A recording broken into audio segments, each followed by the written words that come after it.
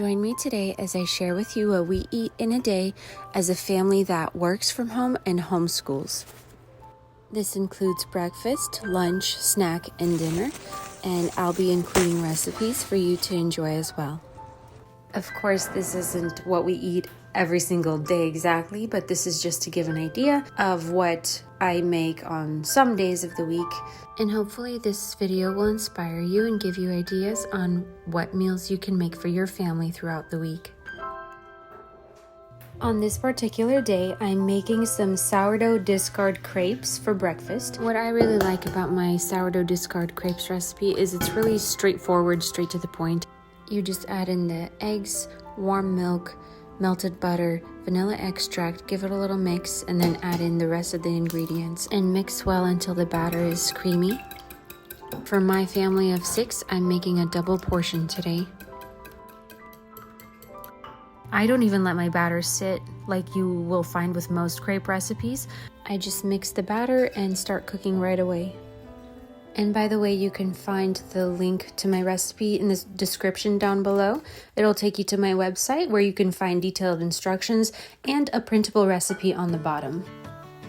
Sourdough discard crepes are a great idea for any family breakfast. It's really filling, it's nutritious, it's extra good when you add toppings. You can make them savory, you can make them sweet. I've served it before with chicken parmesan. So I added shredded chicken, I added spinach, some ranch on top, and parmesan, and rolled them up. It was very good that way. You can also serve them sweet, as I'm doing today in this video. I'll be topping my sourdough discard crepes with fresh berries, homemade whipped cream, and some chocolate hazelnut spread. As someone who is kind of a clean freak, I like to clean up right after making breakfast before I actually start cooking the crepes. I do a quick cleanup just because it helps my mind to feel more peaceful and it feels less chaotic that way. I have a really hard time focusing and enjoying my task when things are just messy, there's flour everywhere, open jars everywhere. So before I begin cooking, I just put away all the ingredients, wipe the table real quick, and then I can begin, and I feel happy and joyful, and this really helps me to enjoy the task that I'm doing. When making crepes, of course, every now and then you'll get a crepe that just doesn't want to listen to you.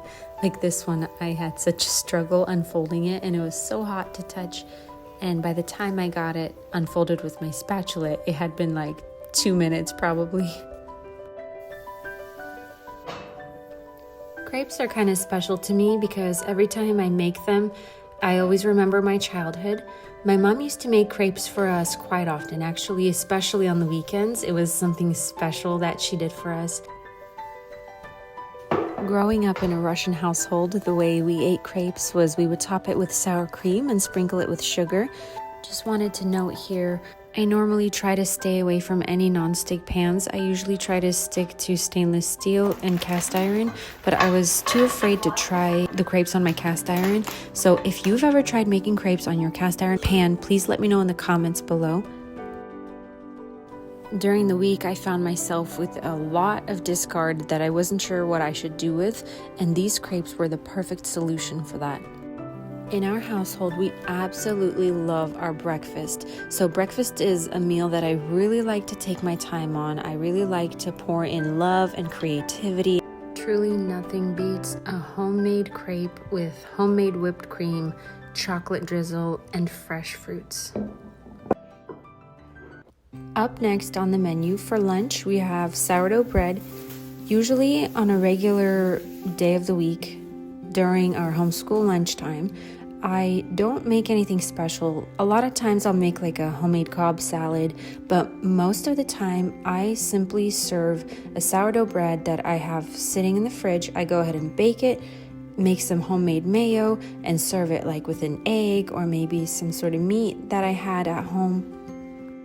But as a family, we aren't too big on lunch. We don't really care for it, so I don't make anything extravagant or anything where I really put time into it. I just kind of like throw something together, and like I said, usually it's just bread with something on the side.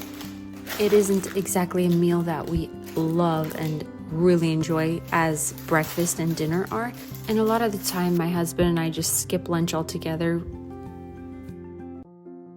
As far as snacks go, because we are always home, working from home, homeschooling, I find myself with kids that get hungry a lot. And so it is important for me to have snacks on hand. And I have been very intentional about not buying any processed or packaged foods. I mean, we do sometimes every now and then, but it's very rare. And I try my best to stay away from any of those kind of snacks. So I have had to learn new recipes and get creative lately. And a very popular snack in our household recently are my granola bars. And I actually just posted them on my blog this week, so be sure to check those out. We really love the flavor of these bars and also the chewy texture. Oftentimes, good homemaking requires improvising, making the most of what you have, and using what you have on hand at home. So in this case, my recipe calls for peanuts, but all I had at home was these large Brazilian nuts. And so I went ahead and used what I had, chopped those up, and just improvised and replaced that ingredient in the granola bars. Actually, another thing I didn't have on hand that my recipe calls for is mini chocolate chips. So I just went ahead and used my regular size chocolate chips that I use for chocolate chip cookies. And I also threw in some white chocolate chips in there as well. When I'm creating recipes for my blog, I'm always looking for the easiest way to do something so that I could share it with all of you. And what I love about these granola bars is that they are a no-bake recipe, which makes things so much easier. This way, if you don't have any snacks on hand, it does not take long at all to throw this together.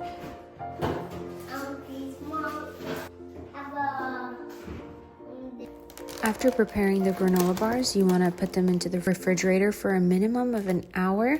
I would say an hour is not enough time for it to completely solidify, but you can enjoy them after about an hour. But the longer it stays in the refrigerator, the more solid it gets and the more it keeps its form. So if you made these bars and an hour later they're still a little bit too soft, don't be discouraged. They will harden, especially if you leave them in overnight. I got this sweet little idea to wrap the granola bars individually in parchment paper. I really love that idea. And so that's how I've been storing my granola bars. I wrap them up individually, put them into a little glass container and just store them in the fridge, and the kids just grab one and go as needed. Next up on the menu for dinner, tonight I'm making cabbage rolls. I'm using ground beef, and normally I would use rice, but today I felt like using quinoa. I'm adding in grated carrots, chopped onions, and a little bit of salt.